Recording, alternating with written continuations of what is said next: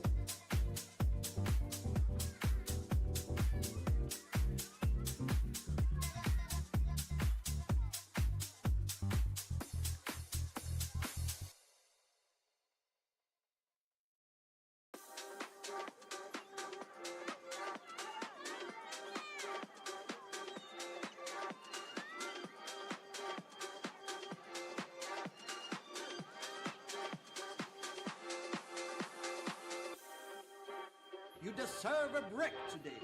And he said, yeah, I know.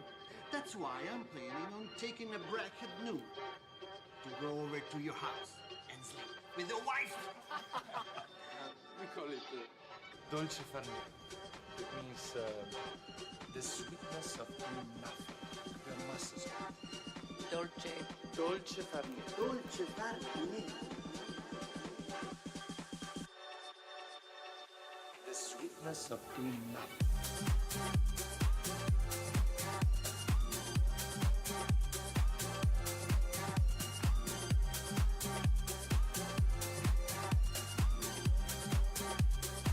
The sweetness of doing nothing.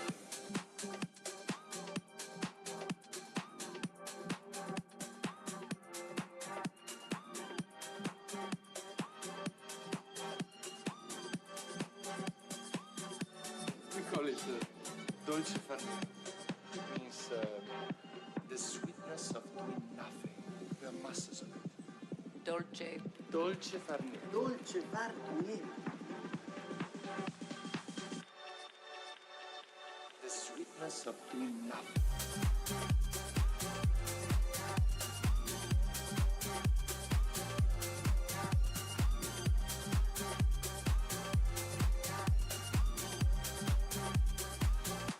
Dolce far niente.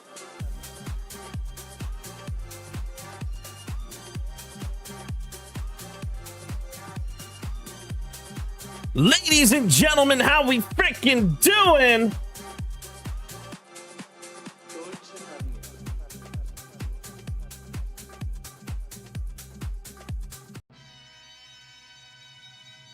Ladies and gentlemen, welcome on in, and how we doing today?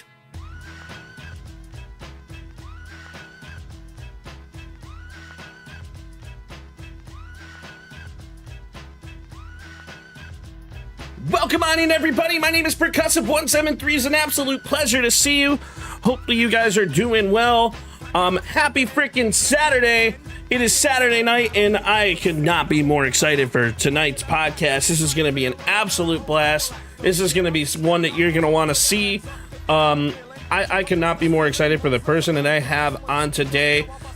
Yesterday, if you guys missed it, we had a PSP Podcast episode from podcaster to podcaster with Laney Talks, and that was absolutely incredible. We got to learn a lot about Laney. And today we have another episode of the PSP Podcast. So what's going to probably happen today is we're going to have a chat with our amazing guest, which you'll find out about soon. You'll find out who it is very soon. But we're going to be talking about marketing and content today, and it is going to be absolutely something you guys want to pay attention to. It is going to be something you guys definitely want to see. You guys definitely are not going to want to miss this. I am very, very blessed to be able to meet her and to put this episode on because she is doing an amazing thing with everybody in the world of content. And if you guys didn't see by the title, it's going to be Pink XBL. She is at Call of Duty Mastermind, and I cannot be more excited to bring her on. So I am very, very, very excited to have this podcast for you guys today so that you guys can learn what it means to be a marketing professional. But yeah, there's a lot of cool things going on in the world of perk. We are very excited. If you guys missed it, we just got back from DreamHack last Saturday, and I'm very excited to share this with you guys. It's going to be great. It's going to be awesome. So honestly, ladies and gentlemen, without further ado, there it is. There it is. Oh, it stopped. Without further ado, let's get into it.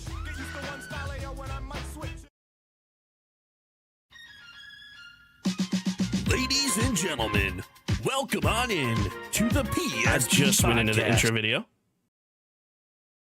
And apparently the intro video froze. 173, where PSP stands for Perk Spreads Positivity, where we educate. The 3 E's, right? You can educate, you can entertain, you can be empathetic. Have you encountered any gender-related obstacles or biases while building your career in content creation? I would say the cyber stalking.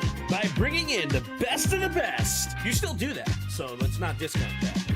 So what really made you go into streaming? What was that decision? What was that move that made you make, as I'm very sorry, I know I'm teasing you, but it's literally, it's one of those things that we can do, post everywhere, post often, and do it your own way. And have fun. And have fun and be yourself. Fine.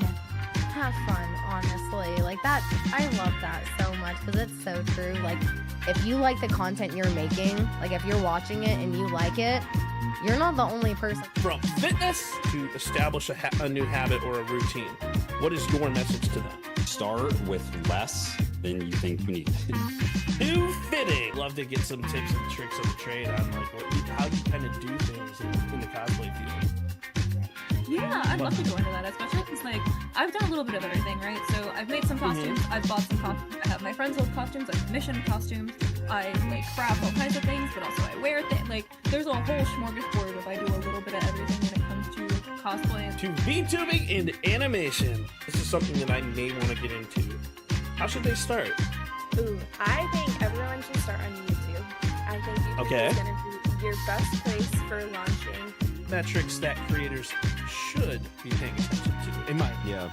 Yeah. I think, and like specifically with like VTubing, I think it's, I think all of that is like kind of like the difficulty level is like bumped up to like expert. And our goal at the PSP Podcast is to educate and inspire aspiring creators.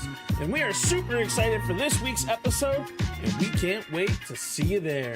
So let's have a freaking party!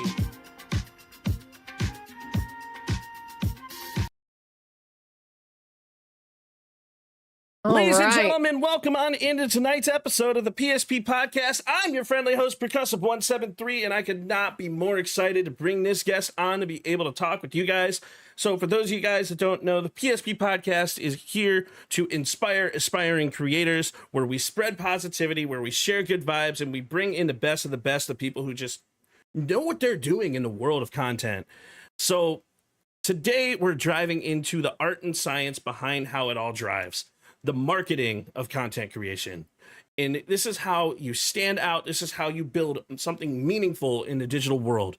And people don't really know this, but marketing kind of makes the drive and focus for every video, for everything that you guys put out there. And this is, I'm very, very honored to welcome in Pink. onto the PSP podcast. So, Pink, how are we doing today? How are you? We're doing great. We're doing absolutely amazing. I'm super excited to be on the show here and talk about actually marketing for once. And what to do, what not to do, the ins and outs, and pulling back the curtain. This is something that I think is overlooked in the world of content, and a lot of people just kind of ignore it for some reason. But it's one of the most important things in the world of content, because how are you supposed to be seen if you've never posted something and don't know how to be seen? That's what I tell content creators all the time. They're like, hey, Pink, question. How do I get viewers to come and watch me on Twitch, Kick, YouTube, wherever? And I'm like, do you market anywhere? Do you post your content? They're like, no, I don't know how. And it's like, well, there's step one. Absolutely. And like, it's so important. And when I tell anyone who's going into content, like literally the first thing that I bring up is, have you posted any content prior? Because no one's going to tune into your live stream unless and if they don't know who you are. So why don't we tell the world a little bit about yourself? Why don't we, who is Pink and how did she come to be? Yeah, so I'm Pink. My real name's Brooke, so a lot of people in the industry know me as Brooke, but I do subsequently go by Pink. And I've been in the gaming industry for 23 years, something like that. Started out as doing game development at the age of 12 with Bungie, helped create Halo 2 DLCs in Austin, Texas. And then furthermore, went on to doing competitive tournaments, training the WCG Ultimate Gamers from Sci-Fi Channel on Season 1 and Season 2 for MLG for Halo 3.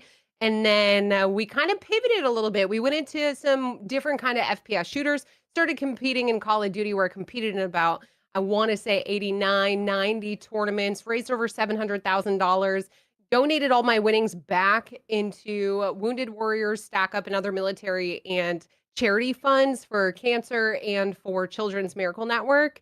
And now what I'm doing, since all my, I'm retired from the competitive scene. I mean, I'll boot up on the sticks again if I need to, if the price is right. But other than that, now I'm full-fledged marketing. So I do marketing, production, voiceover work, and advertisements for a multitude of companies. So I'm on ESPN every single Thursday as ad segments for Houston Radio 97.5 and 92.5 for a sports media company that I own. And I help NIL creators and athletes become creators. So I help them get talent agency deals, learn how to market, when to post, what not to post, and how to really make their feeds be their selling point on Instagram and Meta, etc. Because a lot of content creators, and especially athletes, they don't understand the difference between the Reels tab and the Feeds tab. And that's pretty important, especially if you're trying to acquire brand deals or NIL activations in the space to begin with. So I do that. And then I also host and manage high-level productions. So I just came back from doing Celebrity Softball Classic in Dallas, Texas, and Frisco. So that's pretty amazing. That was great. We had over 12,000 attendings. Me and a team of 4. We ended up running the entire thing with over 200 celebrities. And then I also, gosh, what else do I do? Everything. And I manage 11 social media companies, from construction to SaaS technology, all the way up into the big B2B, B2C companies. And I run my own companies as well, which I own 4. So it's a lot of work. Resume. It is insane. It's never ending. And it seems like every day people are looking for people to help them in marketing. But a lot of these marketing agencies don't actually know how to market. They're really leaning heavily into AI models and automatic posting that don't actually drive traffic and don't touch the algorithm that they need to be touching to be able to have that retention, that growth, that engagement that they need to be pushing forward with their business to be a B2C consumer. And so I'm the one that steps in. I help, optimize and run their meta analytics and all their campaigns, all the way to content creation, video editing, and skits. So I really do all of it for all these companies. And it's great seeing a lot of these different industries really break out into fields that they're not never really been interested in going into. Like, example, I'm working with a construction company right now, a couple of them. And one of them specifically doesn't create content, didn't really want to upload content, but now he's really going full force into it, understanding that he really needs to have his audience and his future customers see what he's doing on these jobs.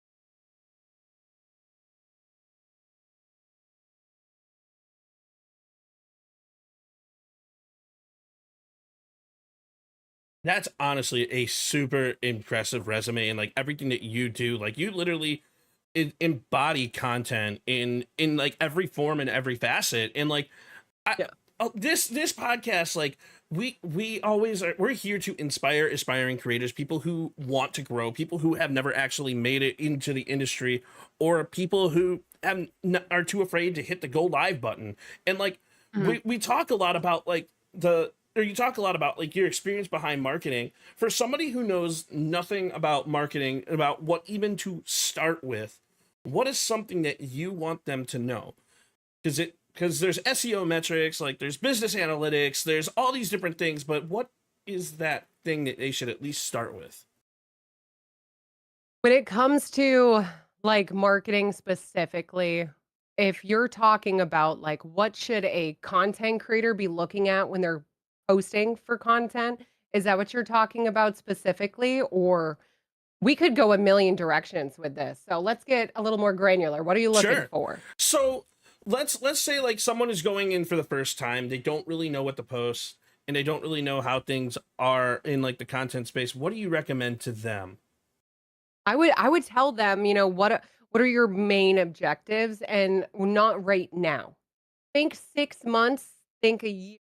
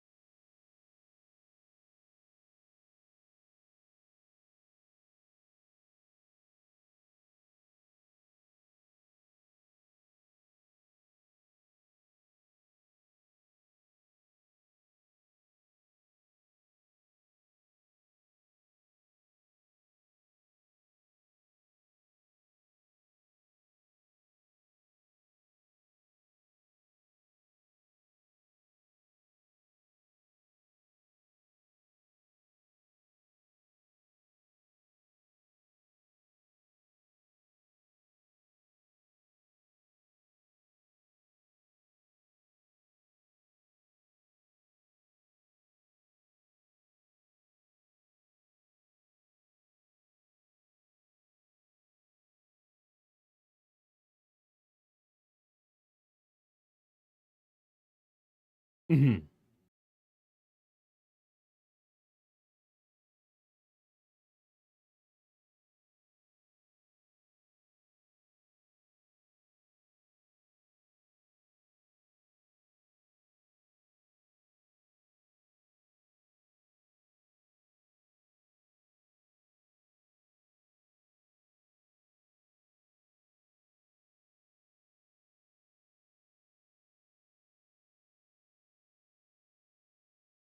Right.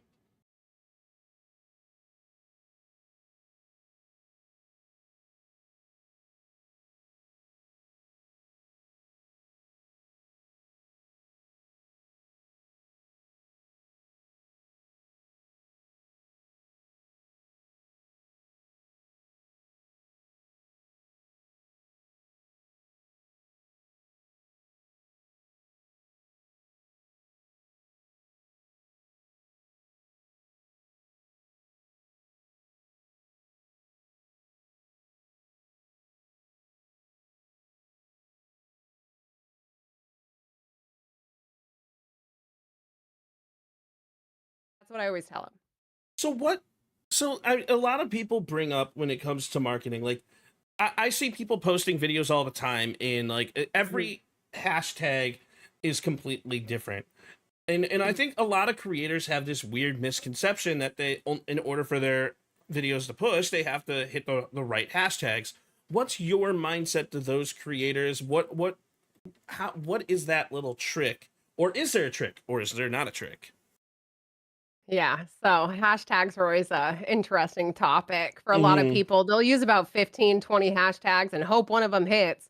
But there are specific websites where you can go on and you can see what hashtag is trending around the topic that you're about to post about. There's also different options and tools like Creator Search Insights on TikTok that can also let you hone in even further. Also, use ChatGPT 5. You can do that. It'll Yes. tell you exactly what you need to post for hashtags and then stop using 1,500 of them on a post. You should really only be using 3 to 5.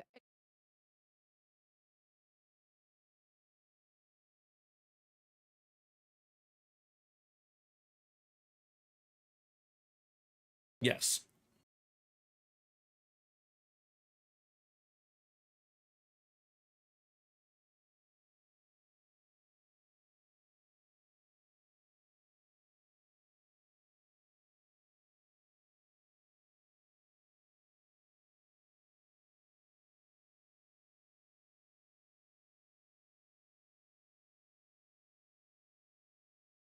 Hmm.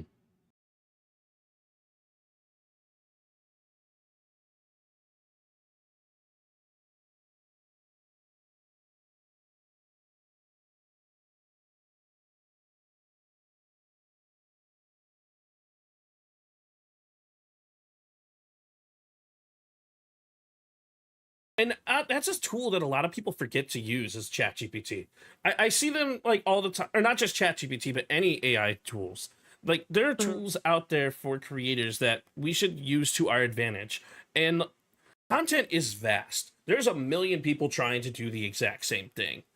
So, and that's why, like, when we talk about SEO metrics and when we talk about that type of stuff, it's huge and important for us to be able to stand out and to make ourselves known. And it's how it even goes to your brand and identity.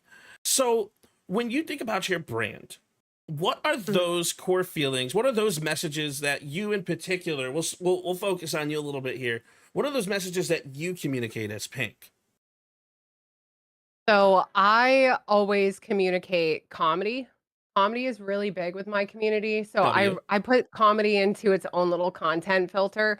I have playlists and categories and tags and hashtags that are like pink comedy.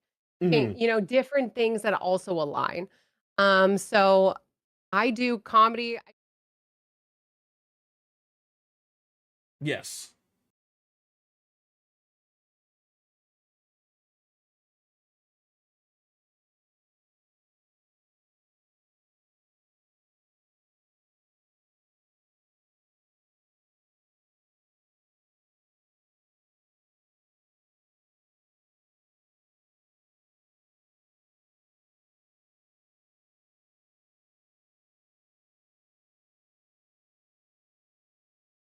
I mean, it just Dude, goes so many different ways. when it comes to Call of Duty rage bait content is like literally king. It's easy. There's so many people out there that are like, I'm the best of the best. I'm gonna do a huge sniper trick shot. Well, Mhm. my personal opinion here, trick shotting died in 2015. You're not really gonna get noticed if you're gonna do a trick shot anymore, and like get those quad feeds. What you're gonna get noticed Yeah. is if you're actually genuinely making fun content that people are gonna enjoy, and any aspiring creator that I have or that I like talk to, my first thing is post the content that you enjoy doing because enthusiastic and authenticity, being absolutely and authentically yourself, is Yeah. huge. And Yes, if you're not authentic, people will smell it. yes, Like, they will know that you're not authentic, and then this is another big thing too. When it comes to content creation, whatever you put out on the internet is evergreen and it's sticky, so and mhm, it lives there forever because any company can take that video and slap it on a third-party website and call it a day, which means you're never gonna not get off the internet. right. That also means that when you go to video game events and you're meeting your fans and they feel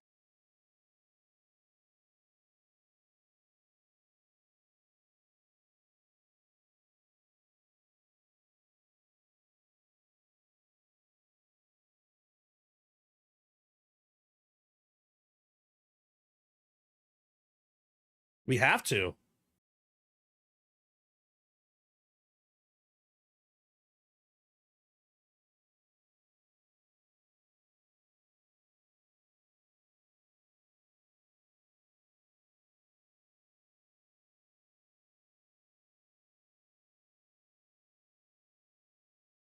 Right.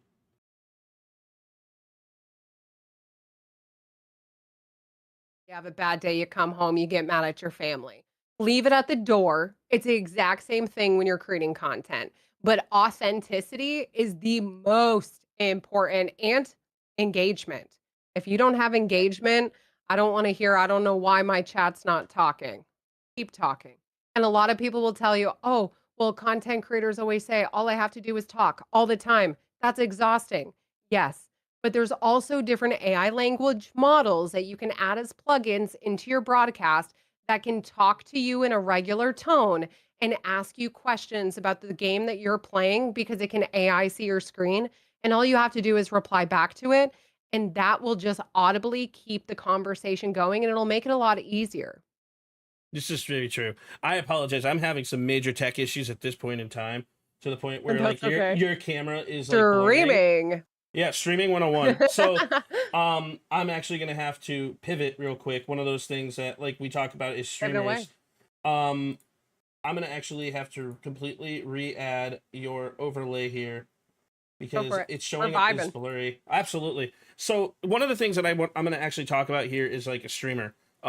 Is like everyone is gonna have tech issues. Tech issues is a huge thing. I just realized that in this scene that I swapped to, your audio is completely cut out for the first 3 questions. And I had to completely do that to refresh your video feed. So yeah. So I'll be able to I'll have to pop that through. But one of the things that I have to now do is change to the specific podcast Discord and try and get that audio from here. Oh, absolutely.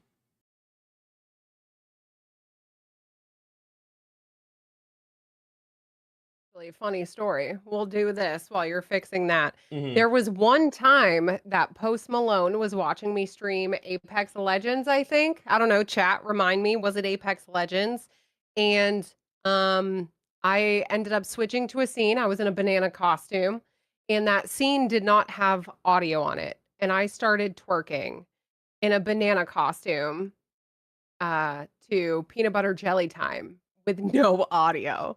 So it was pretty fire. But tech issues definitely happen more often than anything.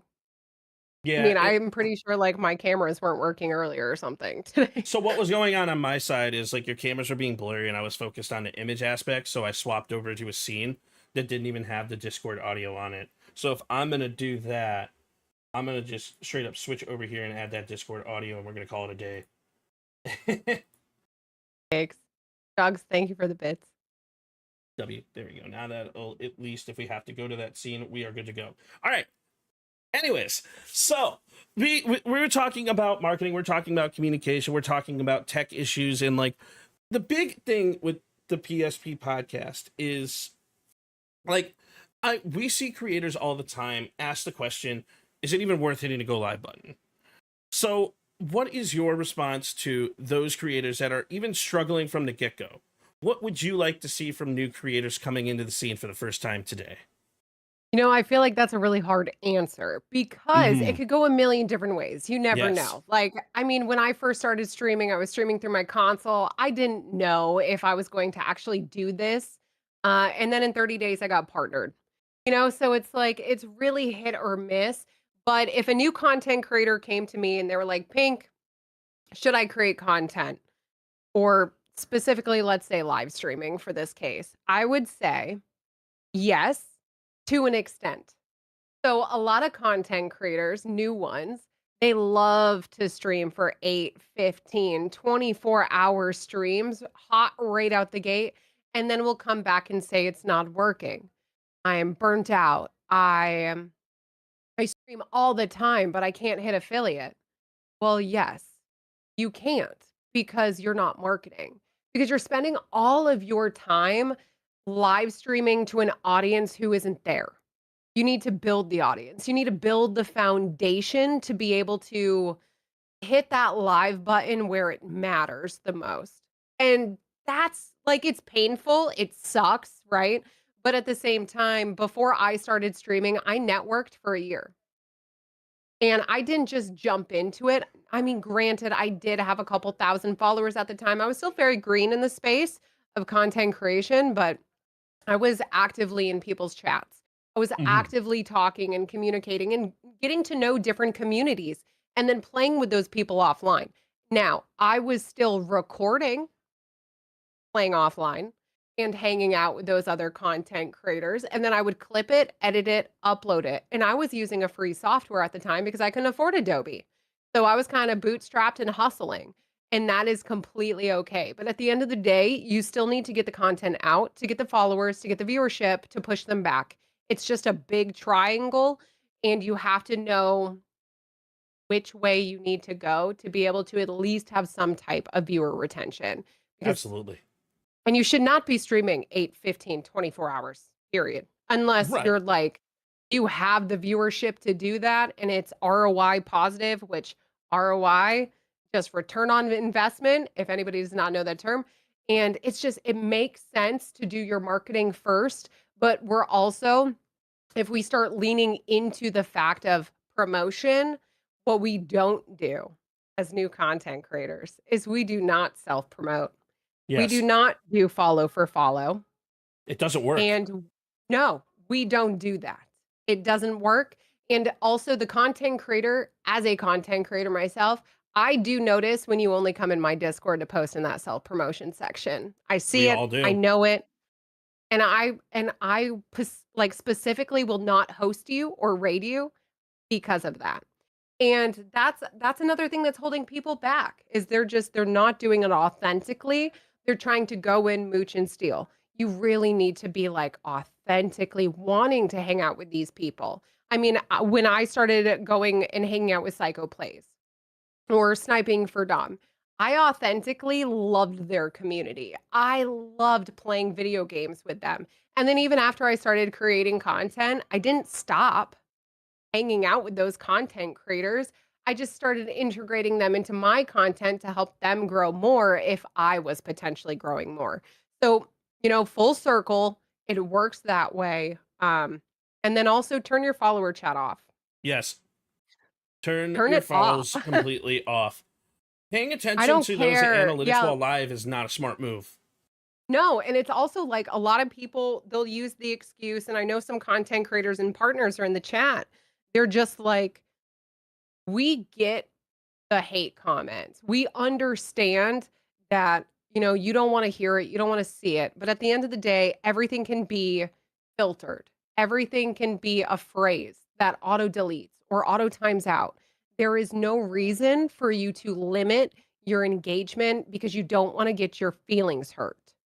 Like that is the biggest thing about content creation. There is a safe space for everybody, but content creation isn't the one. And the more that people really understand that pain point, it's going to make your life so much easier. You don't have to read the comments on Facebook when Martha, 75 years old, is ripping you apart for playing a video game. All you need to think in the back of your head is that comment can be hidden and I just made revenue. That's easier to digest it that way than limiting yourself because you don't want to get your feelings hurt. But at the same time, no one's going to raid into you and then have to wait 120 minutes to be able to talk in your chat while you're sitting there being like, how was your stream? They're not going to reply because they can't. So I always tell everybody, check it, turn it off. One of the other things that like I pay attention to, like when I go into chats, like I'm a viewer first. Yeah. I will always go into somebody's chat, interact with them, and decide like whether or not I even want to be friends with them, like before things are happening. Because like from a viewer to streamer relationship, we have to understand that there is that connection that like we have to interact with the streamers in order to like be able to allow them to grow. Like you're going into their community to interact with them and to have fun in our streams. And our goal as a streamer is to put out a product that is amazing and fun for you guys. So it's like people forget that dynamic, and that's they typically will pop into somebody's chat and immediately be like, well, I'm going live on Thursday. Dude, to be honest, like every single pot that I have, if you mention that you're streaming or going live, that message is going to be automatically deleted because you're coming into our product, our money-making space, so we don't want to hear that you're going live too, like message us offline at like, hey, I'm going to go live. Let me know how things are. I would love for you to stop by. And that actually falls into networking. There's a huge thing with content that people forget how to network properly. They don't know what they're doing. They don't know how to even start with it. And they think that networking is just making friends and being buddy with people. Like, it's not. Like, as a new creator, you have to learn how to network properly. And so then I guess that question to you is, how does someone even network in the streaming space? So networking in the streaming space can be rough because every community is different, but once you find the community that you're comfortable networking with, you immediately know. So what I like to do as a content creator is I enjoy going in on community days. If a content creator is doing a community day, I'm there, especially when I was just starting, because then I get to hang out, I get to chat, I get to experience their vibe in real time. And then maybe if there's something that really works on their stream, I'm going to integrate it into mine just to see. Yes. But I'm also going to go back, and I'm going to keep asking. If I have like things that pop up and I don't want to take them like a sponsorship, I'll be like, hey, this person said this in their stream. They're going to have that. That's going to create that extra layer of connection, which is great because then you're going to start getting those shout outs every time you go into their stream. You're going to get the credibility. You're going to get the recognition without even having to ask for it. It's all about trust. And just going in raw and hot is just, it doesn't work. Only sliding into people's DMs when you want something or you want to retweet or anything like that. It's standoffish and we're going to back up. So I would say stay consistent with communities, get to know them, get to know the viewers as well, not just the content creator, because the viewers have a lot of pull. The content creator can still say, hey, go follow this person. It does not mean anyone is following. Yes. Okay, that means nothing. So a lot of people are like, hey, can I pay for a shout out? No, because shout outs mean nothing. Shout outs don't work. They don't work. They just don't work. And what does work though is like collaboration streams. Bingo. Fun community engagement battles on TikTok, and not where you're just trying to get revenue and you're yelling at each other, because that makes you look bad. And when you look bad because you're yelling at someone for money on the internet, brands see that and then you're already written off. So there's just so many different things that content creators do wrong, content creators do right. And it's trying to figure out what works, but usually sometimes some things that they do wrong works for them and it makes them money, but then it falls underneath the umbrella of rage bait. So you have to be careful how you want to like put yourself out there, because if you were to get a Razor sponsorship and then they look at your content for the past 6 months and you're over there degrading some, older woman over nothing and saying you got 1,200 diamonds and she had 0, like that doesn't make you look good. But community forward, networking, commenting on people's posts, because I don't know if you guys know, but if you comment on people's social media posts, especially Meta Business Suite and Instagram and TikTok, it pushes you to other people who are liking that, who are liking the, hitting that little heart button in the comments, who's messaging you back. There's also different filters too on Instagram for Instagram optimization. You can turn on the back end for you to be featured on like my page on Instagram without me approving you at all. All you have to do is have similar aligned content and you'll pop up for a free advertisement right on my social media channels. And that is another way that I've grown, is by interacting, engaging, even if you don't care about the content. Interacting and engagement on content is extremely important in this space. And it is. One of the things that like I was told on TikTok is there are the people that that scroll by or scroll into someone's feed and then they like it and they scroll on. That doesn't push your content anymore on TikTok. The way that it pushes your content, did you watch at least 10 seconds of the video? After you watch 10 seconds of the video, then maybe hit the like button. But watch the full video, because now they have timed analytics for every single platform. And if you really want to support your friends, watch the full video, like it after you watch the first time, Mhm. share it, favorite it, and then comment. That is how you actually will submit it to the algorithm on the point scale, because TikTok runs in a point scale. And that's how people's content gets pushed Funnel. out. That's how that's Yeah. how it funnels out. And everything Yeah, is it's done a through these funnel. analytics, because like and this is just every platform, but really TikTok in particular, like you have to get the proper points to be able to push your content to other people. It's huge. Yes. And also, like, when we're creating content, so, like, gaming specific, we're gonna talk about me. So, I Sure. create a lot of, like, comedy, gaming, reels, etcetera. They mean nothing. They're just Mhm. filler to make sure the algorithm knows that I'm still alive. Now, that's not pieces of content that you're probably going to favorite, right? So, you have to understand that as a content creator, not all your content's going to get favorited, so that means not all of it's going to get good views. Yes. But if you have like, here's the new gun build for Warzone, and then you put the date on the screen, okay? And then you put text across the screen, then someone may want to know what that gun build is, and they're gonna share it to someone, they're gonna favorite it, they're gonna save it, because that's knowledge base. That funnels into knowledge based content, which is super big, because then that also follows up with STEM based content. And that's specific to TikTok. It also works the exact same on Instagram. Someone favors your video, they're gonna see your content more. But let's push it into the follow button, because if you follow someone, especially on TikTok, they're gone. Poof, they're gone. You're not gonna see their content anymore because you followed them. Yep. You will get X amount of pieces of content after you followed a content creator to gauge whether you want to see their content anymore, or did you stop reacting? Did you stop engaging? Because if you did, that's why you don't see that content creator anymore, and you will have to go to the followers tab to be able to see them moving forward, unless they have a video that popped off that you just haven't seen yet. But it, all your videos get posted out into an A, B, and C category Yes. for all your For content all on platforms. any platform, right? So once you post it, it goes out, you got like X amount of hours, X amount of minutes. And if that content gets distributed to 500 users and those 500 users do not interact with it, you're going to be stuck in 200 jail. That's why you're getting stuck. It's because it's just not resonating with anybody. Now, a lot of people are going to tell you delete it and then re-upload it. Don't do that. Don't Don't. listen to them. They have no clue what the hell they're talking about.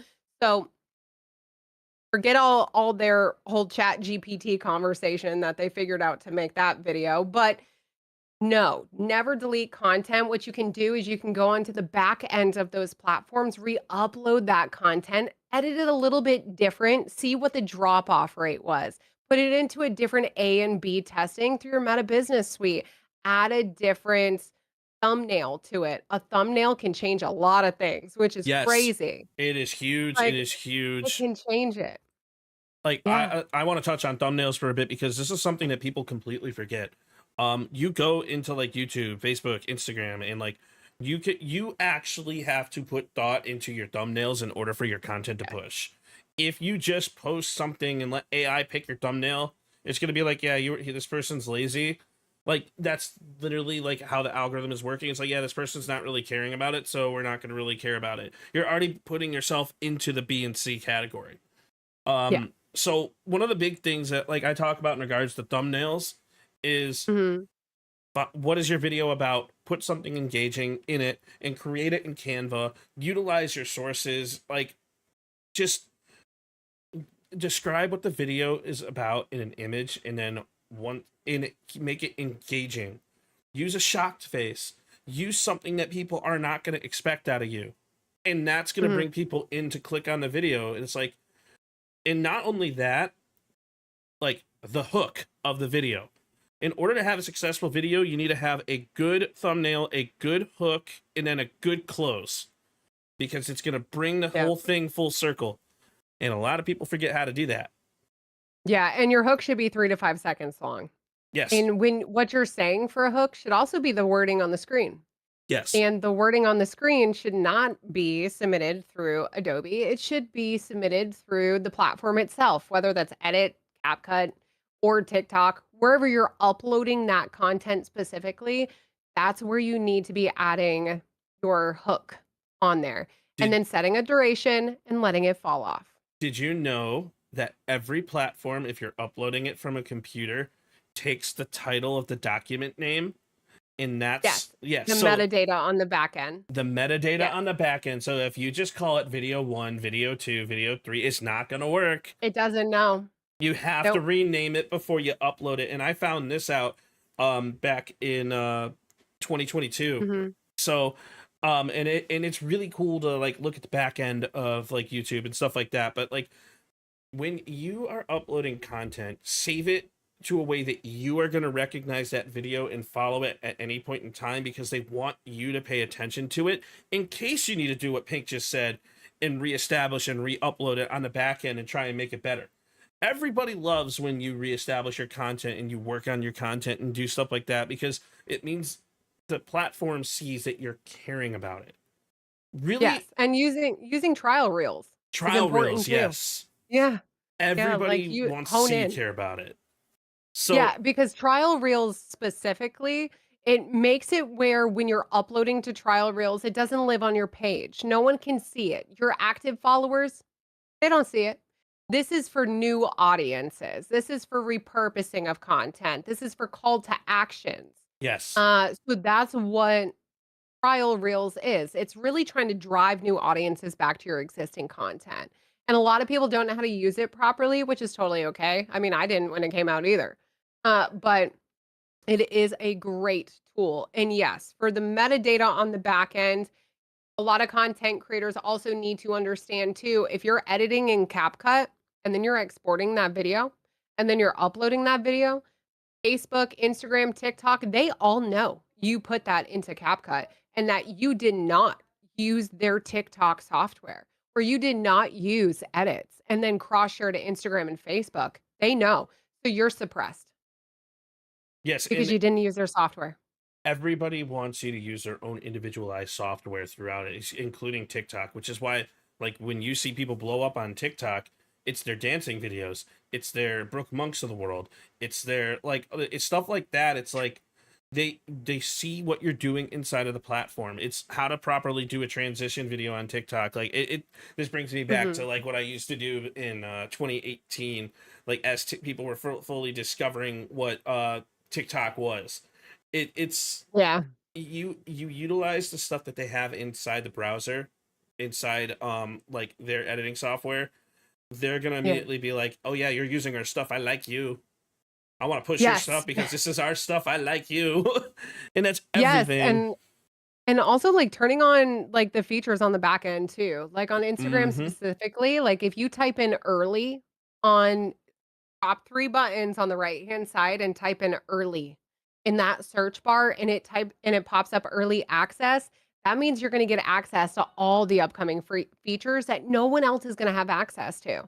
Now, that is based off your engagement. So if you have high engagement, then they know that you're probably going to use their upcoming reels that they're going to be launching, or like they just launched the reels to like a connector reel. So you can take one reel, upload it, and then add it to go back to another one. The same way you can do it on YouTube. Facebook is just now catching up, but you can now do that. And that was a feature that was dropped a couple weeks ago.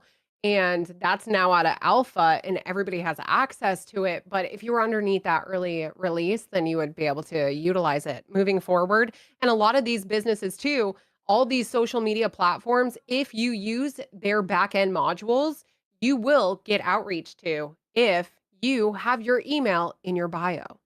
They will reach out to you for a one-on-one call. Like I had a phone call with Meta the other day. They called my cell phone that they had on file just to see how I was doing because I used their software. That's it. They wanted to see if I liked it still and what I would change. And I mean, mind you, I'm going to be honest here. I only have 11.1 thousand followers on Instagram. That's it. So it's like, imagine if you were to scale past that and all the extra additions and, you know, access you would get into just by being on these platforms. I honestly couldn't agree more. It's like, it's looking at the back end of what things do and the connectivity aspect that's been released between 2024 and on. It's so unique, man. Like you gotta, like the biggest place where I see people failing is they're not using their software. Like for me, I'm not pushing my content because I'm not using their shit. I'm using DaVinci, and they don't like the fact that I'm using DaVinci, even though I like DaVinci. But what you can do is utilize DaVinci and then use something within their software. One thing, literally one thing. That's all they care. One thing. That's it. Yeah, you figure out what works. I edit, hard edit, keyframe everything in Adobe Premiere Pro, and then I transfer the file onto a drive or onto a cloud, because if I'm not going to be uploading directly through desktop, which you shouldn't realistically always upload through desktop. There's a time and a place for everything, and it's not always desktop. So TikTok likes mobile uploads. Mobile uploads. Every platform is pretty much mobile uploads, and I've tested it. There's no change. Mobile uploads. Get yourself an iPad, connect it to internet, and go. Yes, and making sure too that like when you're taking this content from your software, whether that's DaVinci, Adobe, and you're trying to get that to your cell phone, what we're not doing, guys, okay, is dropping it into Discord and then downloading that, or we're not dropping it into a private Slack channel just because you have free unlimited space and your Google Drive might be getting full. No, we're going to be putting these into Google Drive. We're going to be putting these into Apple Cloud. Or Dropbox. Like, in downloading. Yes, or Dropbox. Works. Why are we doing this? We're doing this because every time you're putting it into a different platform and a service, you're suppressing your pixels. Yes. This means that it's getting blurry. So sometimes I'll do a test, right? And I know you guys saw it a couple days ago. I did a test where I uploaded my content into Notion, which is a organizational platform for project management. Anyway, so I put it in there and then I exported it and I uploaded the raw content. It was so grainy that I was like, I should probably delete this video, but it was a test. And I'm doing tests all the time on my social media. So sometimes we be posting random things, but it's like, stop suppressing your pixels. Just understand the best way to be able to upload and download, and also never, I mean never, upload a video at your house and be like, oh, I'm going to go grab a coffee. I'll be right back. And the video is not done uploading yet. And you just disconnected from your Wi-Fi to your 5G because now you just suppressed your video again. Yep. Because you disconnected from the stronger service because you may think your 5G is strong. No. Stay with the internet connection. And that's another thing that people kind of like forget about is like, there's reason why people have multiple phones and multiple mobile devices. And the reason why is so we're uploading things from that phone. We're trying to get things situated. I only have one, but I have an iPad. And I also have a couple. I have a MacBook that for some reason counts as a mobile device. We're not going to ask why that's the case, but you have these types of things that you can utilize to upload content while still being connected to your own internal Wi-Fi network. Like this is getting into the really advanced sets of marketing, which I didn't even think we were going to get to this point, which I think is really cool. But like when you pay attention to device management, everybody has a cybersecurity platform now, especially Meta, especially Google, aka YouTube. When we say Google, we really mean YouTube because that's what the platform's based off of. And then TikTok, which is ByteDance, like they all have their own cybersecurity backend software that's able to read MAC addresses. MAC addresses is how every single device is defined, whether your microphone has a MAC address, your computer has a MAC address, your phone has a MAC address, your computer has a MAC address, like anything that's connected to your computer has a MAC address. That's a physical device acknowledgement system that is utilized inside of all devices. Is getting into CyberSec because that's where my home is. Right.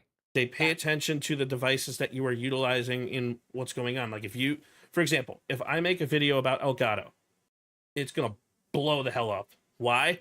Because I'm using an Elgato Facecam, I'm using an Elgato Wave 3, I'm using an Elgato Stream Deck, and I'm using an Elgato capture card, and everything is pushed into the metadata of that video. And they're going to know this is what I have, this is what I'm using, this is why it's working, and we're going to make it work. Yeah. So that is a very advanced style of marketing that a lot of people don't even think of. Correct. And that's a perfect like example of like my Fine podcast. I did a tank and I did a K688 video and I recorded one of them using a Shure SM7B, not even using the original product that was sent in the hook of the video. Okay. Now, the next video, I used the Tank Fine podcast mix the entire time. Like, I didn't even showcase the Shure SM7B audio in comparison to the Tank. And that video did better and made more sales than me starting with this mic and then moving into a K688. So it's all super granular and it's a lot of information for everybody to take in because it does take many, many years. And this industry is changing daily. Yeah, Like daily. it is a lot to keep up. If you want to be successful in this industry, the biggest thing that I can recommend, it's like, so when marketing aspects are paying attention to your videos, they want to pay attention to number one, the content quality of your video. That's number one. Number two is the style of how you're creating those videos, the SEO metrics and stuff like that. But I want to focus on the style of content first. Bad Bear Gamer popped onto my podcast and said it best, and this still applies today in 2025. When you're trying to create content, we talked about the hook, right? There's also the 3 E's of content. The 3 E's are you creating educational content for people to kind of look to see what's going on, see how things are working, and like, well, for example, like in the COD industry, you use it to create meta loadout videos. So you're saying this is the meta loadout, this is educational content that you're releasing for the public for everybody to see what you use. The second E is empathetic. So you're appealing to people's emotions. It's like, I want to be good at COD, but I don't have the controller, so I'm going to go buy a brand new scuffed controller, and now I'm great at this content. Now you should do it too. Now, not only are you appealing to people's emotions, you're now appealing to a brand's sense, and it's going to see that, and it's going to push that. And then there's yours and my style of content, which is energetic and enthusiastic content. So that is is it goofy? Is it funny? Is it engaging? Is it making people like laugh? Like, I'm going to go into search and destroy and I'm going to run around and I'm going to make people laugh their freaking their asses off, because that is what I do. And I make them angry COD nerds eventually turn around and say, this was the most fun game of COD I ever had. And then you see them add me. That's my style of content. That's what I like to do. You appeal to them in a different way in Warzone and how you do things, and people laugh and people enjoy it. And that's why I like your style of content. And that's why I even found you to begin with. I was it like 2 years ago now. But I know it's been a minute. It's been a minute. I mean, he's got the 3 and I got 3 too. So I mean, I think it's all dependent on the content creator. Yes. So like, I 100% agree with him.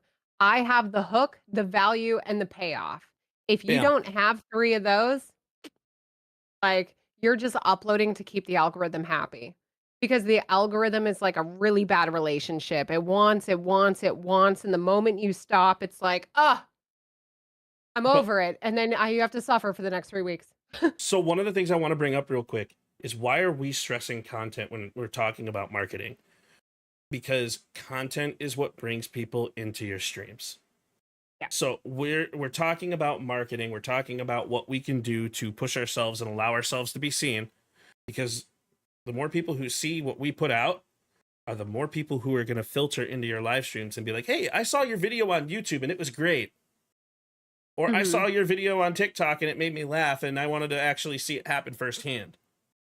That's why I joined her live stream 2 years ago. That's exactly why I did it. She said, I forget the video, what it was, but she did something that was really funny. And I'm like, dude, this is great. And then I was there ever since, watching her do Warzone and play with people. And another thing, when it comes to streaming, the streaming platforms are going to pick up on the people that you play with, which is why a lot of people do things solo. So if you have the same wavelengths going through the streaming software, and that's going to retain viewership, meaning the number of views are going to go up. This is the advanced level of marketing we're talking about. Twitch is going to see that and be like, oh, this person's wavelength makes this person this number go up. We like this. We're gonna push this. And people say Twitch has zero viewership. No, like they do. Like these podcasts will never get pushed anywhere, but they get pushed on Spotify and podcast platforms because I'm bringing new people in every time. But when I talk, the number will eventually go up of people who are paying attention. And I'm not saying pay attention to your viewers. That's not what I mean. Yeah. Twitch and YouTube and Kick, they are paying attention to your numbers. You just have to pay attention to the content that you're putting forward. That's it. That is all you got. Absolutely. Right. So we talk about live streaming. We talk about when we post content. We talk about the little tidbits of the tricks of the trade. So when you post content, what's that strategic, or what is strategic versus what is fun? What makes you want to make that style of content, and what makes you want to change a direction? So I make content based off a whim. So I'm a little different than a lot of content creators. Like normally content creators are pretty structured. They know that I'm going to stay in this niche and I'm going to make this content every single week. Me, I'm sporadic. I never know what I'm doing, but if I have a schedule on my Notion that's all gaming content, so I do have that structured. So like every single day around 6:45 a.m. I make a gaming clip. So for the week or the month, right? I have so much gaming clips, it's pathetic. But we love gaming clips. So I'll take that and I upload one every single day. Every day doesn't fail ever. And then in the afternoon is like, okay, day in my life, we did the morning thing, or I pull the content that I recorded from yesterday. So some of the content that's actually being uploaded in real time isn't even from that day. So it'll be a couple of days ago where, day in my life content, boom, upload that in the afternoon. And then I hit the people just getting off work. You're on your way home, you're stuck in traffic, you're having dinner with your family, you're probably going to be scrolling on social media. That's going to be another post, and most likely that's going to be rage bait. It's going to be skits, or it's going to be brand deals or contracts that I already have in place, because I have some contracts that are yearly contracts, so I have to upload. And so all of that is structured. But if I see a reel or a video and I'm like, that's going to go viral because it has a good hook, it has everything I need. It's funny, it's comedy, it's catchy. It's something that I'm going to say on stream now moving forward, but maybe it's just starting to go viral, but it hasn't fully hit its peak yet. I'm going to take that. I'm going to make it my own. We're going to change it and we're going to re-upload it. And that's exactly what happened with the drafted video. So I made a drafted video where I was talking about, and this was on a whim randomly, unless my boyfriend told me to do it, which is a high possibility, but my brain's always short. So so we ended up making a drafted video where I was like, if you push an entire squad in Rebirth Island and you say, I got this, and then you die, drafted. Like, you're wasting my time, you're drafted. And so that was a big skit and it was funny. Everybody loved it. And that video, the creator that initially did that, it was military-based content for being drafted around relationships and sports, that went viral as well. So they both worked hand in hand with each other, and it really paid off because that video, I think, got 4 million views, made me a couple $100 on one platform, and it went viral on every platform. And then I doubled down and I created another video, and then that's where I left it, because once the second video didn't do as good as the first video, I'm not wasting any more of my time. I'm going on to the next trending topic. I'm not going to try to make something my new niche when creating content is in the now.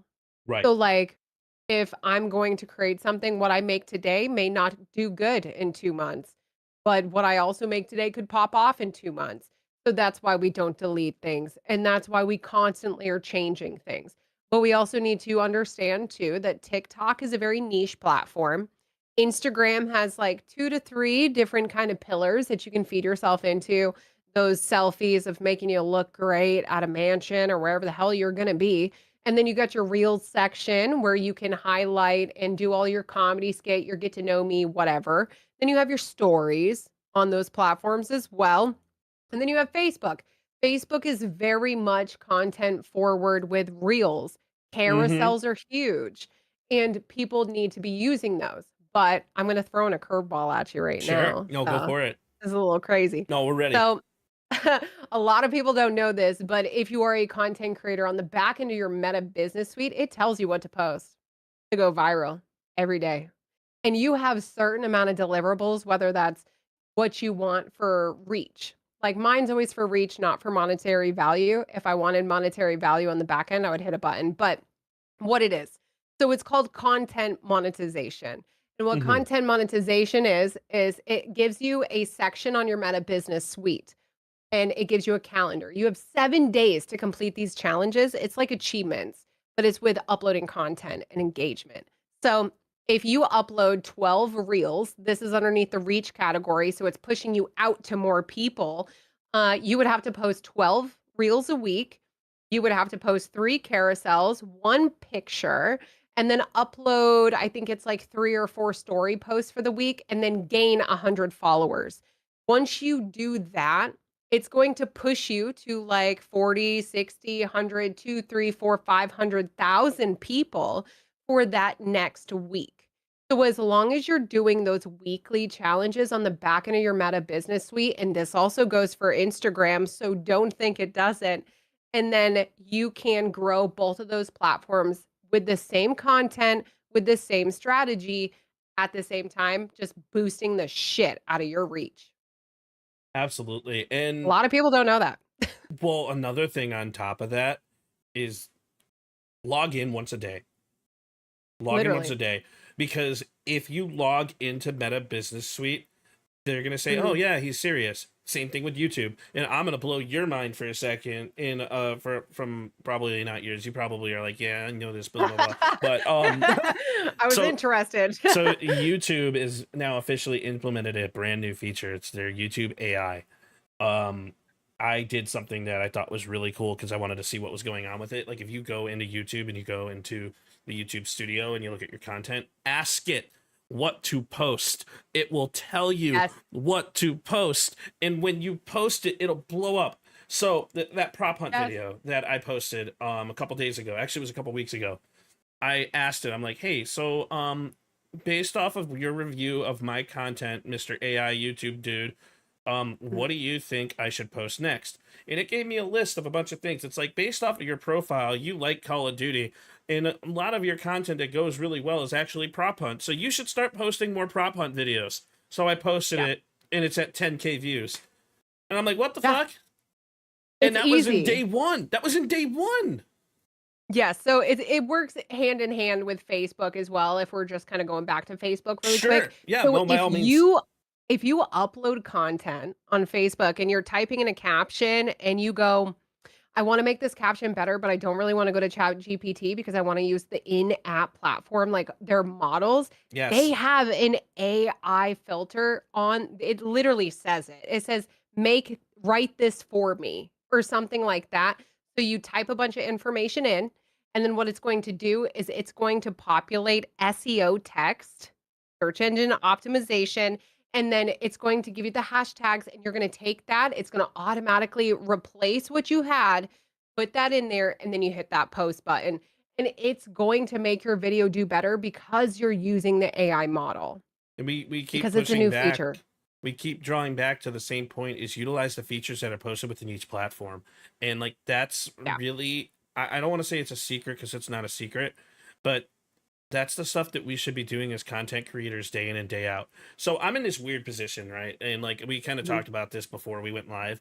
I was like, I'm now in a weird spot where I'm like, you know what? I'm deciding whether or not I want to be serious with content or not. So, and I know that's not like the greatest thing to say on a podcast, but I'm deciding if it was time for me to just, you know what, let's hit the button. Let's actually do this. And I made this decision. I'm like, you know what, as of a week ago, as of DreamHack, I'm going to be serious now. I'm going to start taking things serious. I'm going to start actually taking my videos, editing baseline, utilizing CapCut because they love the actual automatic captions from CapCut. That's the only thing you should ever use from CapCut. And then utilize the in-house business suites in like whatever platform you're using to edit some small thing, like on TikTok, is even if you add like a little text thing and then move it off the screen. Yes, I was just about to say that. It will still post, like, and this goes for any platform. Say something in the SEO metric and you move it off the actual like visual screen. It will still post, it'll clip, it'll be like, oh yeah, you're using my stuff, I like you. You keep going back to this because it is so important. Yeah, what I do is I take my caption on every single video, fun fact chat, and I take it and I post it as if I'm putting text over my video. I shrink it all the way down and I slide that right off the screen. So I'm like, no matter what, I'm like double SEOing myself, realistically, because it's reading on the screen and it's also reading in the caption. So we can see it. And then if I am hypothetically, let's say I'm uploading a story, I will add the audio. And a lot of people will keep that audio box right on the screen. Yeah, not me. Drag it off. I don't even want to see it because it's still there. I just don't need you to click on it. I don't make money for you clicking on it. Also, what I make money on is you listening. Add the trending audio and then mute the trending audio too. Like, yes, that's great if you are like, let's say we're making a video in Call of Duty and you're playing some type of audio as comedy over the mic, and we know that that's an FX sound clip or something that's trendable right now on those platforms. We're just going to take that and we're going to add the audio so we don't get DMCA copyright, and we're going to turn it all the way off. It's a huge thing. Because it's still giving credit. It's a huge thing on like these different platforms, like with utilizing the stuff that they actually have to offer. And like everybody keeps saying, it's like, hey, just post content, because that's the beginning. That's step A. Once you consistently post content, then you should start doing all this advanced metric stuff that we're talking about here. This advanced SEO things. Like you can only use 5 hashtags, but you know what? Hashtag bliss, hashtag great, hashtag COD, hashtag car98. Make it super small, slide it off the screen. Yes, and also keeping in mind too, like some hashtags are banned. Yes. So like FYP. A lot of people, FYP, no one likes don't use it. Mm-hmm. And so many people are still using hashtag FYP. Why? I do as a troll. It doesn't make any sense. I do because I'm a troll. Because I really want to see if I can make it work with still having hashtag FYP. Well, it doesn't. I know, it doesn't work. I really wanted to. It doesn't work. No. Yeah, so there's that, like, and then there's also websites where you can drop all your hashtags in and it'll tell you which ones are banned, which ones are most likely to go viral, which ones are going viral right now. Like there are platforms that tell you. It's just a lot of these platforms are gatekept. And they're gatekept for a reason. Now, I have to say this because the big thing in the streamer Twitter world right now, and I know you're not on Twitter, so you're saving yourself from this, is don't gatekeep information that's going to help people be better. Well, you know what? There is a reason why certain things are gatekept, and the reason why it's gatekept is because it's supposed to be behind a paywall. You got to understand that. If it's a great product, there's a reason. Yeah. It will never not be behind a paywall, and there's a reason why it's behind a paywall. Yeah. So. Like I use an app that I'm not going to tell you, and I've never told anybody the name of the app, but I get paid to share to my stories. I get paid to comment on business posts. I get paid to just interact with it. Leave it a heart. Cool. Repost it for $20. Hell yeah. By all means, go for it. Share an Instagram post my story for $15. Cool. Done. And I mean, I'm banking like $100, $150 a day. And I'm not even doing anything. I'm just sharing and commenting. And it's all based off follower count. But the funny thing is these are all UGC contracted deals. So every time you guys are seeing these UGC contracts of, here's this new whitening tooth thing that's on TikTok Shop, and you're like, God damn, they get a lot of engagement. They're paying for it. It's people like me going in and commenting for a paycheck. We actually don't care. We have fonts that are already popped up and we hit a copy button and we just post it and then we get paid because it's engagement. That's what they're nowhere near this for. point yet, guys. I am nowhere near this point.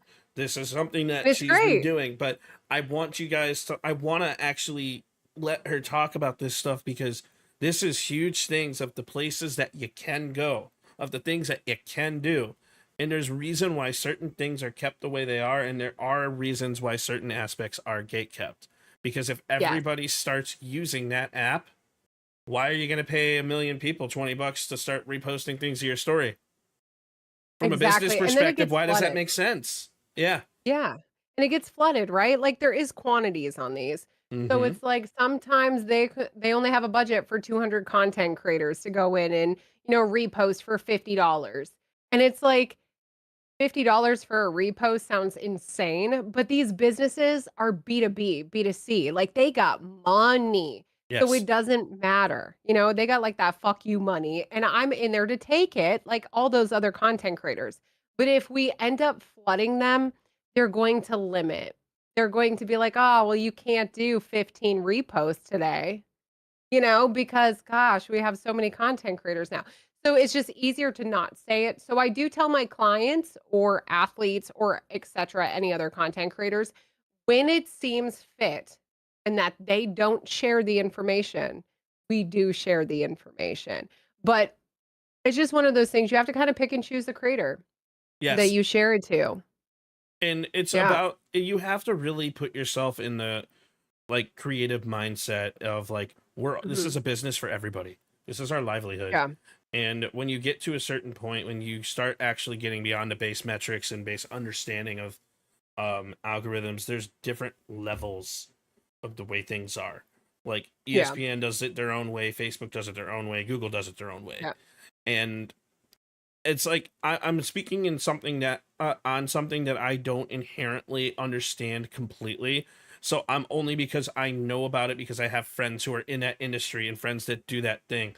So that's why I'm saying this stuff that I'm saying right now.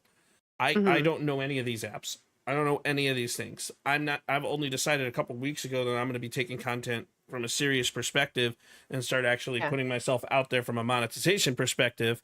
And to do that, you still have to reach a base level of metrics.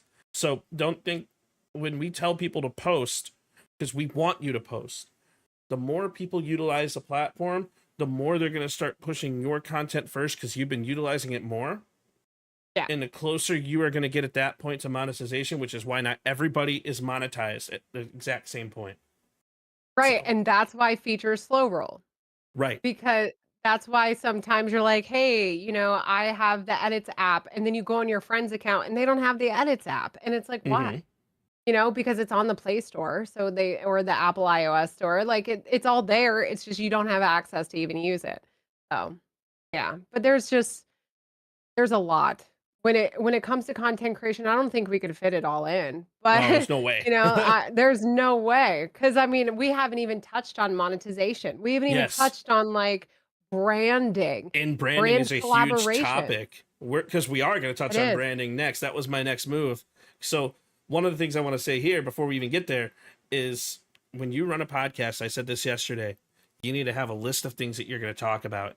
And I have that fucking list. I'll tell you what. But you know what? But anyways, yeah. So we will touch on branding very shortly. But anyways, I'll let her continue. Yeah. No, there's just a lot of different things in content creation. And I know a lot of content creators reach out to me. And I mean, we're talking daily basis. Okay. And it's all about brand collaborations. And how do I get them? What do I do? How do I execute on a contract once I get it? What is a good contract and what's a bad contract? I mean, I know people in chat, I'm not going to call you out, but you know who you are. He signed a 5-year contract deal where they take his money. And it's like there's certain things that newer content creators don't know that is great for them to know. And understanding a contract is very important. Understanding what UGC stands for. Also understanding your value when it comes to these businesses, because like I was telling you earlier, there are some companies in here, not in this chat specifically, but I know you're probably watching, in the future video that you're going to post. So they will charge you. They will be like, hey, for 30 videos a month, okay? 30 videos based around our white toothing product. we're going to pay you $1,000 to $1,500, but you have to follow X, Y, and Z, and they'll send you a big old document Yes. of what you're supposed to follow to a T, and they will make you do unlimited revisions if they don't like the way you look, the way you sound. You are literally like their trophy in that moment for $1,000 to $1,500. So what a lot of content creators will do is they will be like, "Oh, I'm desperate. I really need the money. I haven't done this before, so I'm not really sure I really want to dip my toes in." And $1,000 to $1,500 is great. But then they hit the point of, "Oh my God, I have screwed myself over. How am I supposed to make 30 videos? When are they supposed to be delivered? How do I upload them? Am I following their campaign brief like to a T so I don't have to remake these videos?" Because once you start getting into it, you're really going to realize 30 videos is probably going to take you from conception to execution to editing, uploading, approvals, revisions, and IP approval. You're probably looking at 40, 50 hours worth for At about, least. yeah, for like $1,000 to $1,500. Now that's still good, but that's if you know how to make the content. If you don't know how to make the content, you're going to be on Google for an extra 5. You're going to be talking back and forth with the marketing director to figure out what is going on, because 9 times out of 10, these people are not in America. Right. They are over in the UK, they're over in different countries, and you're going to have to wait on them. But you have a deadline, so you don't have time to wait. And that's going to add extra stress. And is the stress worth $1,000? So No. it's beyond that too, because you have to submit it by like week 1 in order to get it back for a revision Yes. by week 3, and that's what we mean And by then like the whole everything's brand timed. deal. Yeah, it's all It's time. all timed. Yeah, so you have And to now be you have very to do careful. it right the second time, because you won't even have time to make it the third. No, you'll be rushing. It'll be like day of recording, hoping that you make it. And if you don't make it and that video gets declined, they don't legally have to pay you because you didn't hold up your end of the contract. And that's a fine gray line. And then that's where you're seeing a lot of content creators come out on TikTok and they're like, "Well, I made this video, I submitted it, they didn't like it, they're not paying me." Well, your video probably was dog shit. And that's why, because you rushed it, because you're taking on too many 30 contracts all at the same time and you don't have enough time to keep up. So what I do, I structure everything into different categories. So if I'm going to do a voiceover ad for a game development company like Paper.io or Marvel Rivals, I will book the contract a month in advance based off the creative brief. So they send me the creative brief, we sign an NDA, everything starts moving forward. And I tell them my price point. I charge anywhere from $100 to $350 per video per 15 seconds. I know that's crazy. I don't want to talk about it. So, It's so, not crazy. and then, It's your price point. So. yeah, so that's my price point for all of my videos, and I can broker videos in bigger quantities. So 9 times out of 10, we go back and forth on the creative brief. I sit in the meeting very first time before I will record content. I sit in the call with them and I go, "What is the tone that you're looking for?" That's brand tone and audience tone. Those are different. So then I outreach, get all that information compiled. I ask them for their deadlines, their dates, when they want to submit it by, and I set my own revision timelines. You only get 2 revisions if you're working with me. I am not doing more than that. We've already outlined the structure and we're moving forward with it, and these are going to align. If they don't align because you don't like my hair, fuck off. So it's a much easier that way. But a lot of content creators will get in that loop of trying to keep up and then posting that they're burnt out. But realistically, it's just because they're so green and they're so new that they don't understand the structure yet. And a lot of people and that's don't. where those, yeah, and that's where like I built a course around this and I don't charge for it because it's so needed in this industry of why you need to hit your campaign deadline. Because if you are late on your campaign deadline and I'm next in line, I'm waiting on you. You're costing me money. So it's like if you're going to accept a brand collaboration and you're working with a company like Five Fine or TechniSport, and they say you have until the 19th to submit the video and it needs to be final because they're uploading on the 21st, that needs to be accomplished, or do not take the brand deal at all if you know that you have something upcoming. But yes, so I created a course, I kind of outlined everything, and I send it to content creators all the time. And it's just really, really useful. And I don't charge for that because I feel like knowledge is power in this industry, and gatekeeping certain things is completely fine. But also Mm-hmm. providing the information and knowledge that they need right out the gate without having to spend 500 hours on YouTube University or deep dive in LinkedIn for the perfect contact to get a hold of. It's just easier to have it in one place and pulling from a bunch of different sources that are verified. And that's what people forget about. Like when you are in a brand and you are working with a brand, you are on the brand's time and they are also on your time. It's a literal. So get yourself someone who can read it. If you have to get a lawyer, get a lawyer. If you can't do it yourself, like honestly, like I highly recommend that every content creator that goes from, I call it like a tertiary level. Like I could touch on like my mindset for this, like forever, and I'm not going to because we don't have that amount of time. But in short, like if you're working with a brand, make sure you read the contract, make sure you know what you're getting yourself into so you don't burn yourself out and you don't overwhelm yourself. And like I'm still in phase 1. I want to make this very clear. I am a very green creator. I have very minimal amount of followers. I don't have high view counts, and that's okay. It wasn't my goal, and it might be my goal in the future.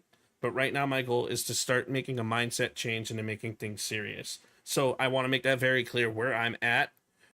Pink here is on the upper echelon of this, where she understands exactly what she's worth. She understands her worth. She works with brands, and she has brands that really want to work with her. So there's a different level of competence in the content space from our areas of where we're at. But we still talk. And the reason why we talk is because even where I'm at, she has things to learn from me and I have things to learn from her. Yes, exactly. And knowledge is power. Like, like it really is. And a lot of people, they get ego headed when it comes to a lot of it. There's a lot of ego behind it. And I've gotten really lucky my entire life that, I've been in this industry 22 years. I've been in it fucking forever. Okay. I've been on billboards. I've been on TV shows. I've done all the things. And I don't even want to it's get like, to that point. it's So exhausting. Yeah, it sucks. Just a little bit. But yeah, like it's never gotten to a point for me where it was like an ego trip.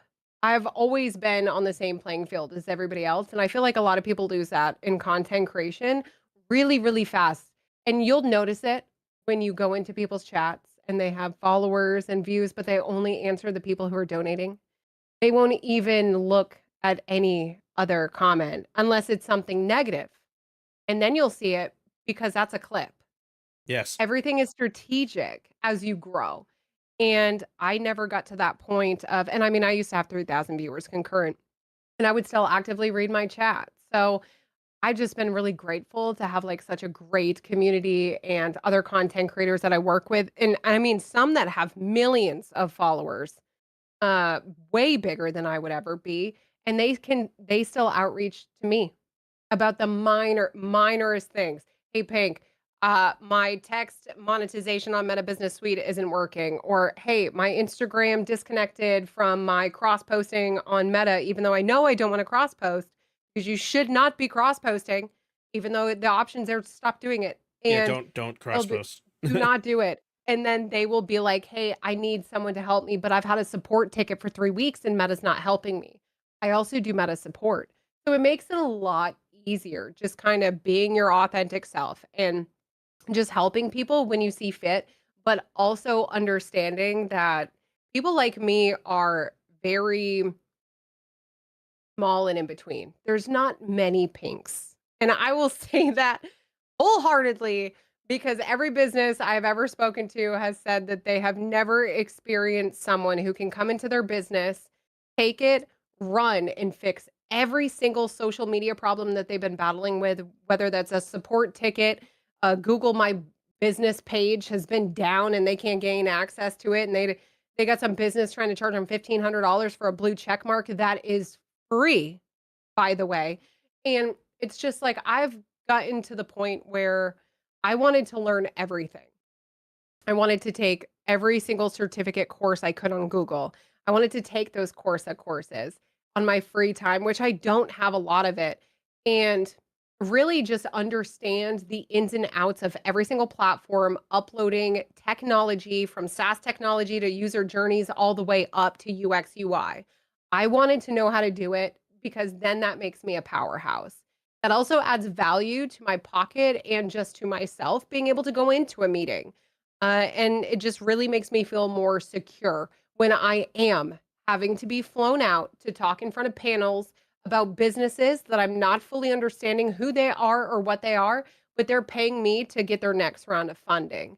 Because I can go in and I can talk to these investors to help them understand the landscape of social media at a rate that they can comprehend, being 65, 80, etc., whether that means I have to reference sport talk or I'm talking about golf or the stock market or whatever it may be to help them understand why their business is failing on social media because they just don't comprehend it because it moves so quickly.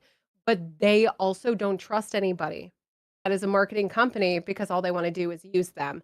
So that's where I get pulled in a lot on all those conversations. But I'm just glad I get to help people and help them understand. But it is very hard. I do get outreach to a lot, a lot by people trying to get help constantly because I also do professional setups for productions for, OBS, Studio, vMix, etc. Full bumper to bumper services. I work Jeez. with Patrick Willis and Trey Lance. So Pink taught me some amazing things about OBS, and like it was very. We were having a conversation. I want to touch on this because you mentioned OBS stuff. Yeah. Like Pink actually, we were sitting in a Discord call because I was helping her with something, and she decided to show me ROI. She just started to show me in a region of interest, not return on investment. So Correct. Region of interest in regards to like my scenes and stuff to get better frame rates and to get stuff going. There's stuff that people didn't even know about. And there's like advanced things within OBS that you can kind of put. There's filters. She even taught me about LUTs. And I don't know shit about LUTs. But like, yeah, to put things in perspective, it's like when you actually make a proper connection and you are enthusiastically, authentically yourself, even somebody where I'm at can actually talk to someone where Pink's at and create a connection. So you have to put yourself out there. That's a different level of networking that people don't even think about. Networking the right way. So yes. And I mean, value's got to go both ways. Yes. It's the exact same thing in a friendship. It's the exact same thing in a relationship.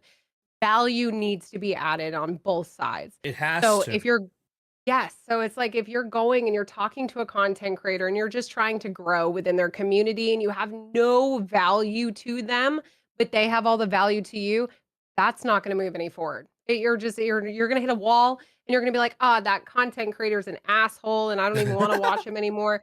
But the value has to work on both sides. And that because realistically, at the end of the day, a lot of people say, I do this for fun. I don't do this for money. This is a business. It is. Period. It's your own It is a personal business. Yes, and people really need to comprehend that. You can say, I don't do it for the money, etc. I mean, last year and the year before that and the year before that and the year before that, I was bankrolling with all my side jobs, okay? I literally did not do it for the money. I did it for community engagement and I did it for networking. I also did it because I work from home. I don't have humans around me. So this was always like a good extra addition. But when you see majority of those content creators going, well, I don't do it for the money. And that's all they talk about. That's all they like, they hone on that. They think that that's going to suck you right in because, gosh, you don't do it for the money. She's talking to my heart right now, chat. Like I can't stand that. That's like people pushing charity events that go to causes where they don't actually fix anything. It's the exact same thing. And that's why I always say, like, it needs to add value. If you don't add value to me, I probably don't add value to you. Like, and that's just how it works. That's why entertainment is my lead driver in my stream, my broadcast, my vibe on social media, because entertainment vibes with everybody. And some people may not want to talk to me about the back end of Meta Business Suite or all these ins and outs of SaaS technology and how to scale and grow a business. But they do find me shitting on a guy and completely dittying him against a wall pretty funny. And it is funny. So don't I. Yeah, and it's like I enjoy that side. But I also have like Pink is a persona. Pink is comedy. She's entertainment. She's a good time. She's the one that's going to take body shots and also talk shit and play video games with you. And then you have Brooke and Pink together. And those are a powerhouse of business knowledge and entertainment all in the same time. And that's where my production side comes in. That's where I go out and I entertain these athletes and I bring businesses to local NIL activation events and they play video games, okay, while also doing content with businesses that are on site. So I'll get businesses, they come in, they give them free ice shakers with Chris Gronkowski. And they also are sponsored by EA because now they're going to be playing EA Madden 25. Well, I'm also working on getting them licensed to be in the game, which is a year contract, by the way. And it's like, so I kind of mix both of them. But then when I go into like big business calls, big corporate meetings where I have to walk on a panel and talk and actually be Brooke, then Brooke comes in. So it's like content creators are different personas. And a lot of people try to say, oh, this is me. This is my authentic self. I'm so-and-so. No, when that camera goes off, you're still that content creator. You're just that content creator in a different light. And that's okay. It is completely okay. You just have to understand that there are two sides of you as a content creator, and being okay with both of them and being willing to showcase both of them is going to make you more authentic to your community. And I say this a little differently, especially for the newer creators. This is a world, the content is a world of space where we wear many hats.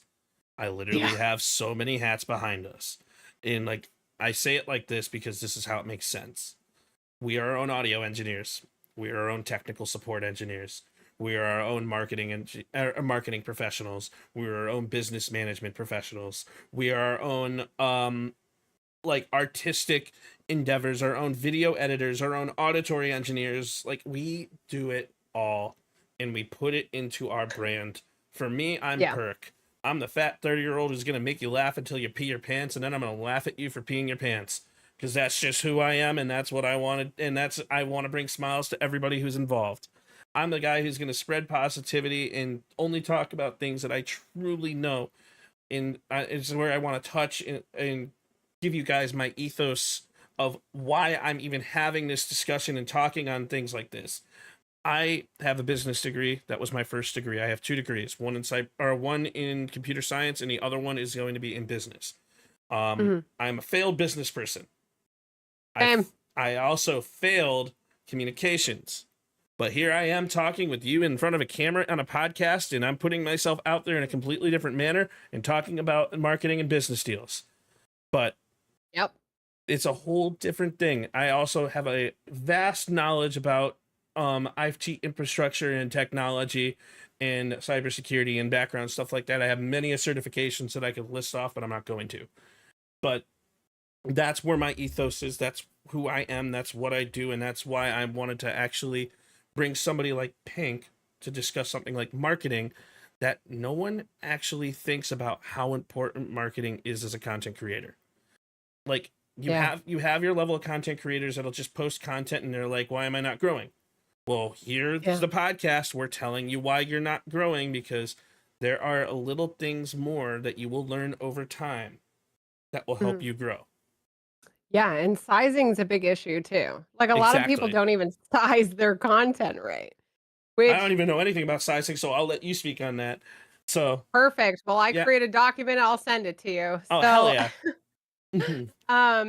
There's so many different sizings from 1960 by 1080, 1080 by 1960, Oh, you and mean then by physical carousel sizing. sizings, Gotcha. physical sizings of content. Gotcha. Like I know a lot of people will be like, hey, I was streaming on Twitch and now I'm just going to upload the content that they gave me in the vertical format on the back end of the platform.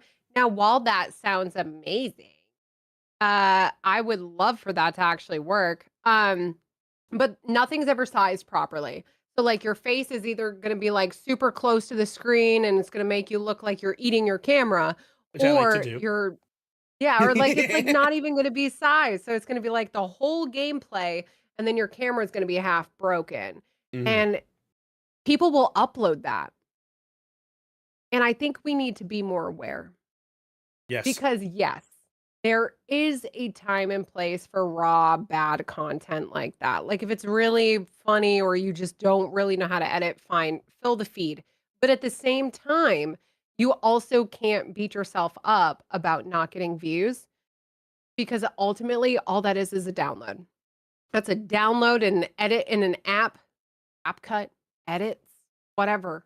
Even if you don't have a computer, you do not need a computer to be a content creator. And I feel like that's another big pain point, like aside from editing and uploading. And I tell my athletes all the time, stop thinking you need to have a computer to create content.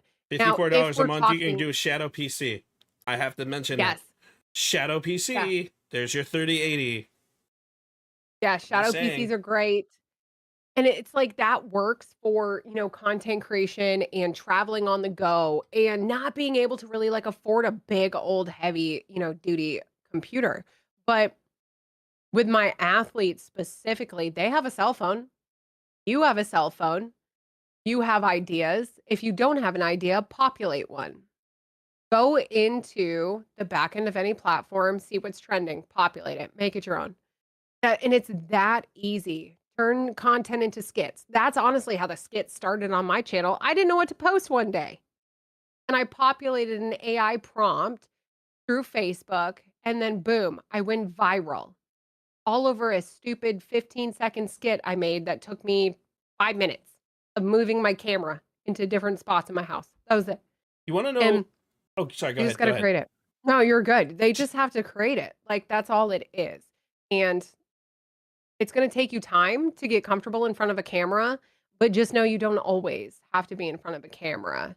And just to end before you take over on this point, when it comes to creating content, a lot of people focus on one. Don't.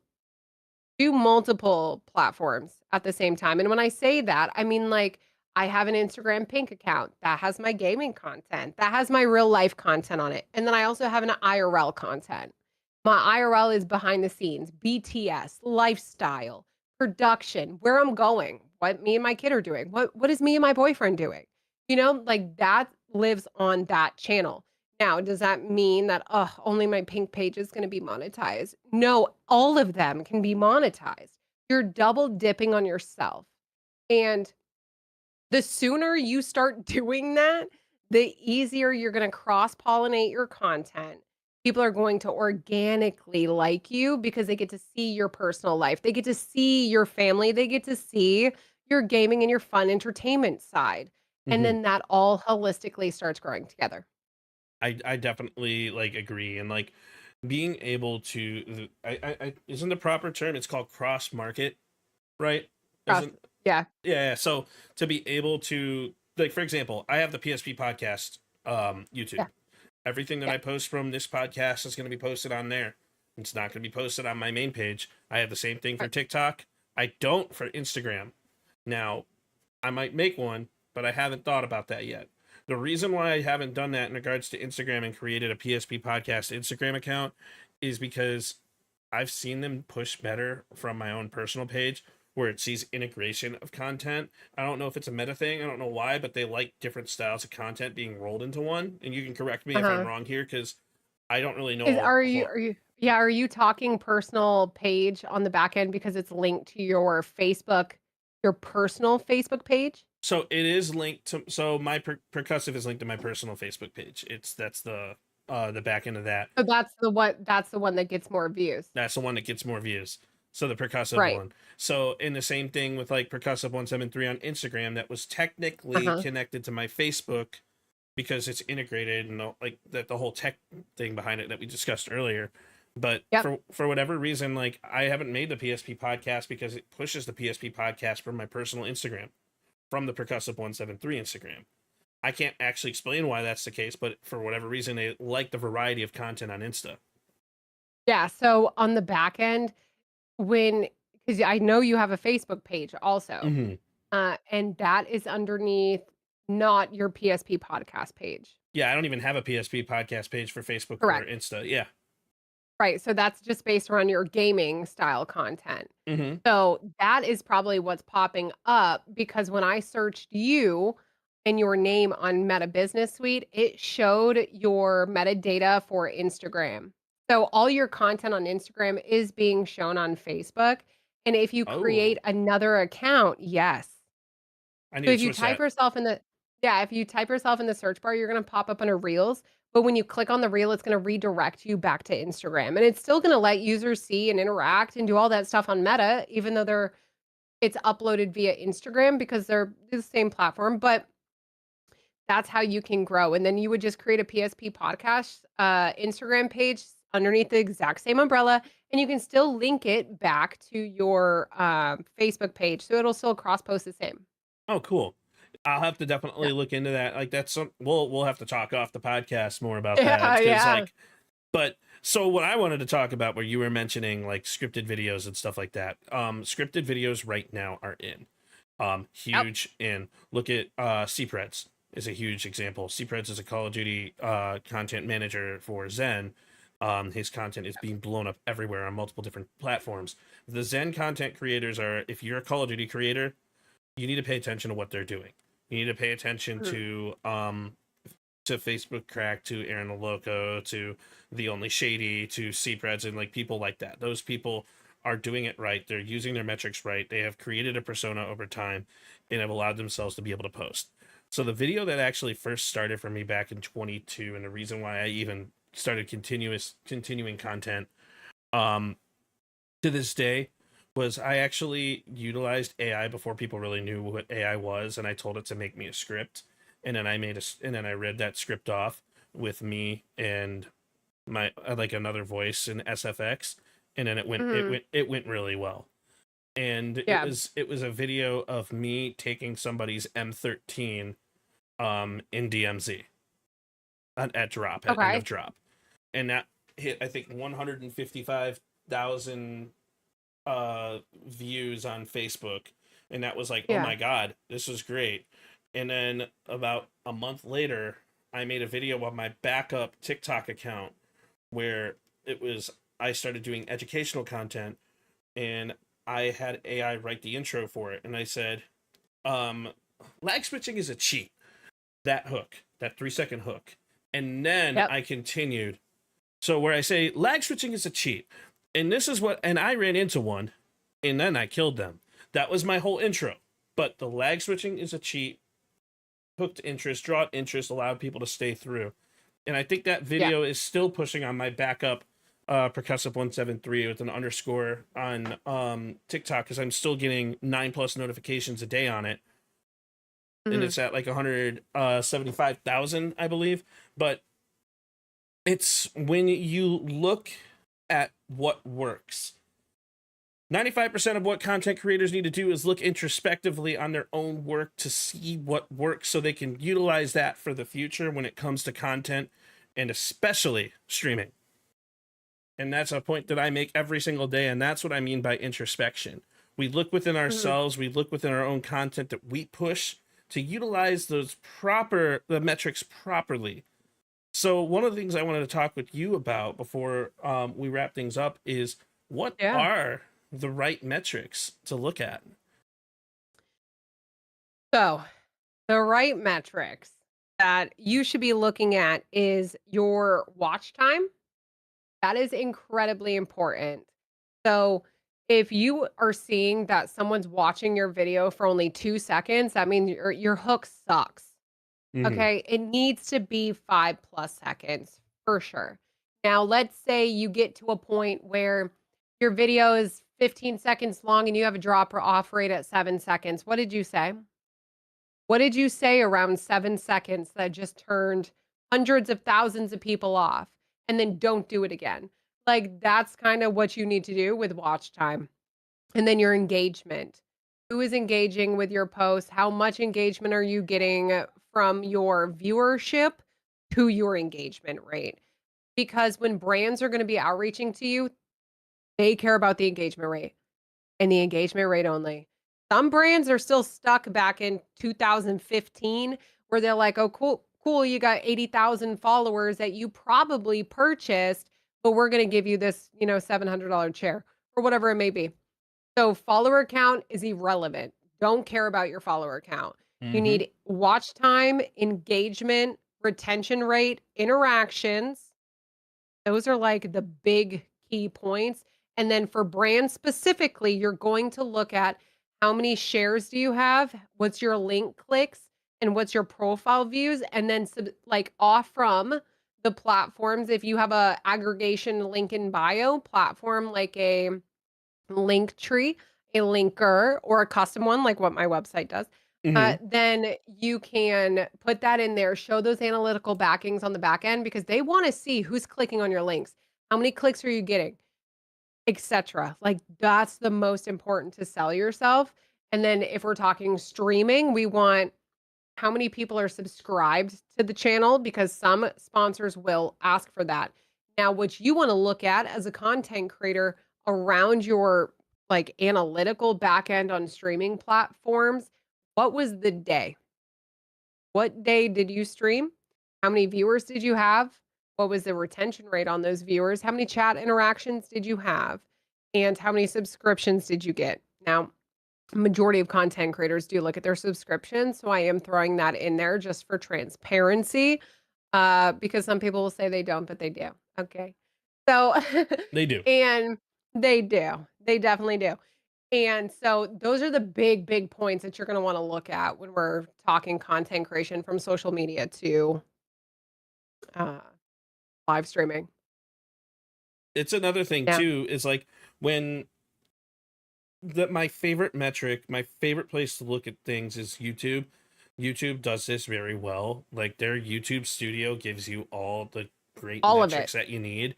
So when I go onto YouTube, when I go onto my streams, what's really interesting, I have 0 viewers on both of my YouTubes right now, which is actually kind of rare for a live stream. That typically doesn't happen. But what my viewers actually from my YouTube actually happen after I post a live video or after I upload like the full video. It's kind of weird. I don't understand it. But anyways, not important. When you go into your content and you go into a specific video that you're trying to analyze and see what's going on, you have to look at that little drop-off chart. You have to. It's so important. Yes. And like you mentioned that like with Facebook and you mentioned that with like TikTok, like every platform has it. But the drop-off chart is the most important thing. Yeah. Our job as content creators is to create content for you and to keep you engaged with our content. And some people do it with a rage bait. Some people do it by like saying stupid things. Some people do it with sex. I mean, like, to be honest, like content is a very vast field and people forget that. There is no like one line of just like, I'm a gamer, this is my game, this is what it's gonna be. Like someone's gonna be like the Jack Dohertys of the world and gonna be like, I hate you because and I'm gonna run into you and I'm gonna make you wanna beat me up because that's my content style and that's who it is. Me, on the other hand, as percussive, I want to spread positivity. My goal is to make you smile. My goal is to educate you, and my goal is to allow you to be confident in yourself as a creator to want to move forward and take the next steps. And that's why I bring in people like Pink. That's why I bring in people like Bobby. That's why I bring in people like Lainey, like people with that have the history, the personalities that will make it in the world of content. And as creators, as business owners, we all see the mindset. Pink would not have taken time out of her extremely busy schedule to have this conversation with me if she didn't see something here. Because what is this offer for her? So that's the mentality, even on collaborations, that you have to think of. Yes. You cannot always think that it's for you. Sometimes things help build your portfolio. Yes. And that is another thing that I always tell all my I say a lot, all of them. I tell all my content creators that everything is an opportunity, and whether that's free, you're doing a product review because you don't have any campaign launches underneath your belt and you really want to get a sponsorship deal that's a big one, you need to start from the bottom. You have to start making those connections because you never know. If I was, let's say I had 5 or 15 viewers. And, this is my first stream ever, but I went on a show because I had a lot of knowledge and information. And then in 6 months, I'm averaging 15,000. That's a big dramatic change. And it's it's really smart to just naturally make these connections with people, collaborate authentically, and be yourself and help each other. Yes. And help doesn't mean going out of your way and taking advantage of users. It just means when it seems fit and someone needs it and you both add value and you know that you can trust that person without being used over and over and over again, then help them. But Exactly. sometimes you do have to book those services. So just remember your value. So the last question, because I know we're reaching time point here, Yeah. is if you had to tell a new and aspiring creator one thing about content, what would that be? What you want them to know when they're first starting out? Oh, God. Oh, I know, this is a great question. That's why I ask every person on the podcast this It's question. hard. It is Because very it can hard. go positive or negative. Yeah. You can be whatever Pink wants it to be. I mean, I always start negative. I always feel Sure. strong. Yeah, go for it. Go for it. Like, I always tell people if someone comes up to me and they go, "Hey, I want to be a content creator, but I don't know where to start and I don't know what to do." I'd be like, "Well, you need to understand the biggest pain points of content creation right out the gate. Don't waste your time if you don't know and understand what you're getting into. You're going to hit burnout. You're going to work a lot. The 9 to 5 is going to be great after 2 years of grinding 7 days a week. It's going to be amazing when you start taking off and blowing up and noticing that people that weren't coming around are coming around again. It's going to mentally exhaust you, but if you have the drive and you have the momentum and the mental capacity to keep going and pivoting every day and being able to keep up with that work schedule while also balancing your personal life, having fun, friends, a family, a relationship, being able to leave your house and still taking on business opportunities, managing yourself, video editing, and doing all of that on your own to start, then do it. But if you think, even for a second, you may not be able to do that, don't waste your time because it will come to a point where you're going to hit a part in your online career where you're going to blow up and it's going to be least expected. And when you do, you're going to get your high. And when you get your high, your logic is going to be low. And what that means is you may run the risk of quitting your job over a fabricated dream that was hit to you on an algorithm whim. And what is going to happen is in 2-3 months, when you're thinking you're at your peak, everything is going to get ripped away from you. And can you dig out of that so fast, or are you going to crunch under the pressure and not be able to pivot and not be able to get on LinkedIn and market yourself to other businesses and get out of your comfort zone to make that rage bait content that's going to feed your family? Because that's what it comes down to for a lot of content creators. And also thinking from a streaming perspective, what are you going to do when something happens and everybody leaves? What are you going to do when they change the algorithm where if people aren't chatting anymore, the views don't count? And that's going to be an ego hit and it's going to hit hard.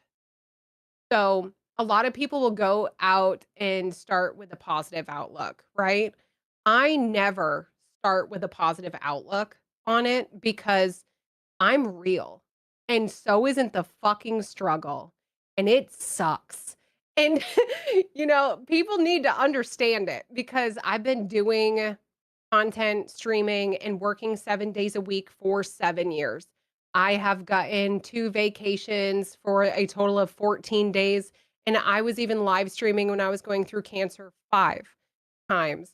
I'm exhausted, but I show up every day because I have the drive. I have the motivation. I have the knowledge. I have the contacts. I have everything. I just am tired because at the end of the day, We all worked a 9 to 5.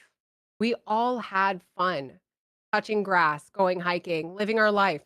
And when you do this type of content, if you don't structure that type of content within your content pillars, you may be screwed and it will catch up.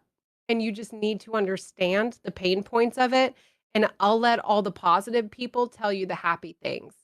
But this is the real shit behind content creation. I honestly couldn't agree more. Honestly, if I were going to tell somebody who's first starting out in content creation, my advice to them is, first off, what the fuck's wrong with you? I'm kidding, of course. Like, I have to say that, and the reason why I say that is because, like, there's so much that you're going to be putting yourself through. But realistically, she told you a lot of the negative standpoints. I'm going to tell you the positive standpoint from here. There's only one journey. So do with it in the way that you can do it in your own enthusiastic, authentic way. So you have to learn from a business perspective, a content perspective, and from a business management perspective on how to create and manage your own brand. It is not easy. People need multiple college degrees to do the shit that we do. Build your web and put your feelers everywhere, and never put your eggs in one basket. Never. The hours that we're putting into this are way vast than the 9 to 5. And that's why, like, we laugh at people who comment on us because their whole goal is to make us tick when they say, you should just get a real job and work a 9 to 5. They just don't get it. I would. They just don't get it. And that's okay. But honestly, there is only one journey. So do it your own way. Be yourself and have fun while you do it. Because the moment you stop having fun is the moment your chat's going to see that. And the moment the people who are paying attention to you are going to see that, and your content's going to stop pushing. Yep. So that's my mindset for it.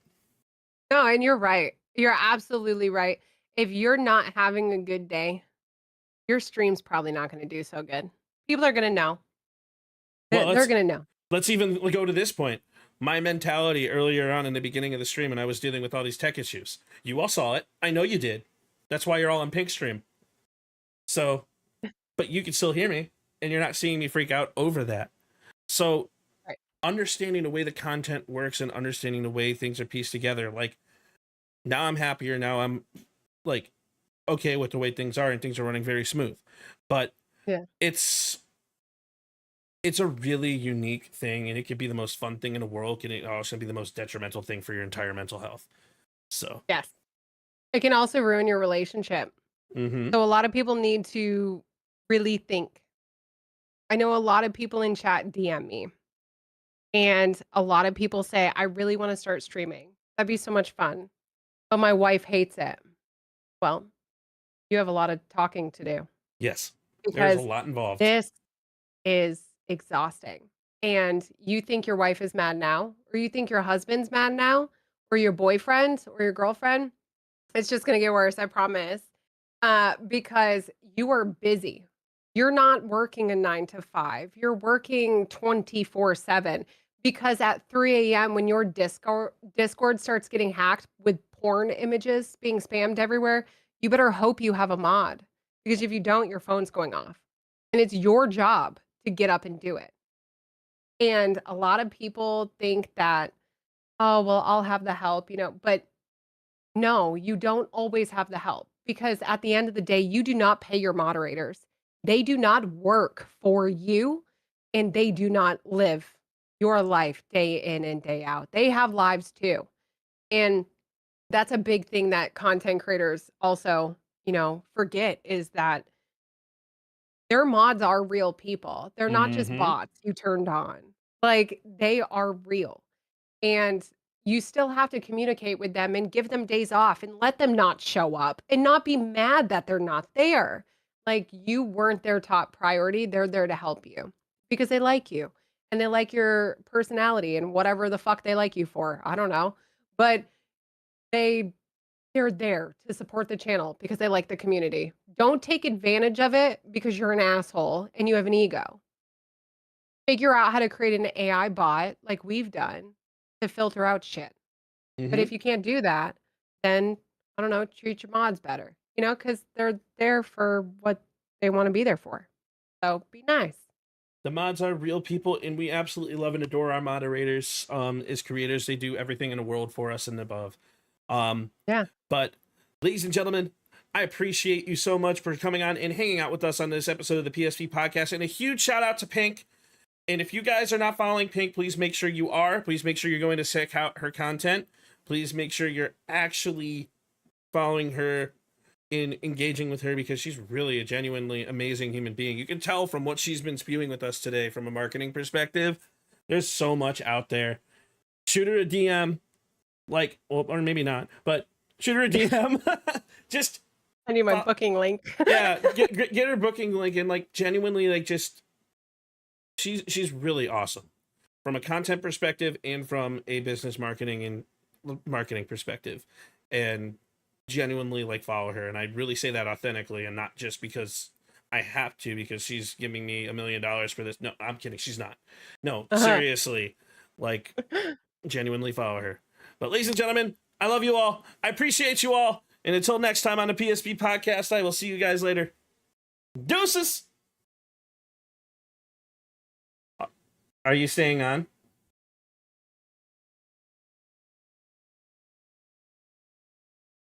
GG's.